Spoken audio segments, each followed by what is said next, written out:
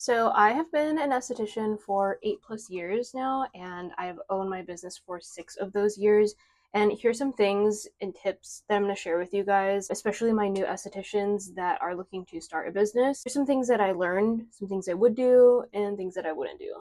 So if you're just getting out of esthetician school, just know that all of the things that you learn in school are just really the tip of the iceberg of what you are about to learn and experience as an esthetician. So, as you know, the skincare industry is constantly changing. So, just know that you're always going to be learning more. The education doesn't just stop when you stop going to school, if that makes sense. Also, if you are a brand new esty,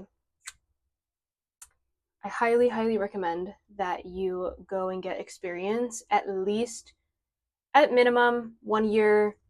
I would say at least 1 to 2 years of experience as an esthetician, because I think it's so important to get the experience and the knowledge and learn from others of just basically what to do and what not to do before you go ahead and start your own business, and basically just start giving, you know, skin advice to your clients. People graduate and then they just want to fast track it. And especially these days where I think everyone is just looking for instant gratification. And technically, it's not illegal to start your own business as an esthetician, right out of school, but I think that it's important. I think that everyone should get the experience before they start a business. I worked in a multitude of different spas and spa settings, salons, things like that before I started my business. I think that I gained so much knowledge in those 2 to 3 years that it really significantly helped me with my business when I started out. And another tip that I want to give you guys is that once you've gained enough of your clientele, honestly, just do your best to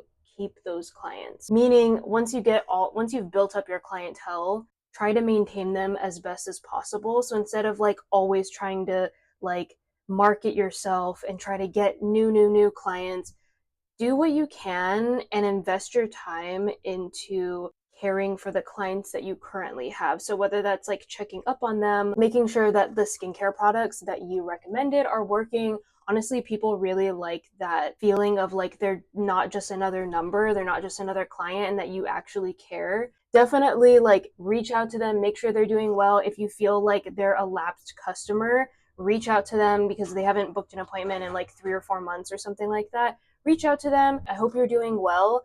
And, I noticed it's been X amount of months since you haven't come in, and I'd love to take care of you. I don't know how many clients that have been oh my gosh, I need that reminder. And sometimes, they do need a little hand holding, but there's nothing wrong with that because you didn't have to go and spend money and time in trying to get more clients. You already have an established relationship with this client and they've been in before. They know you, they trust you, and it's just easier to maintain those clients than to try to get new clients in the door. There's honestly this really good book that I'm reading right now, and I highly recommend.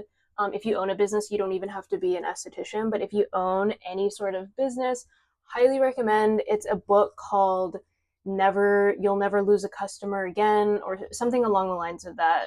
I can put a picture of it down here. Honestly, that was their number one rule, and my biggest takeaway from that book was just making sure that you're maintaining your current relationships with the existing clients that you have.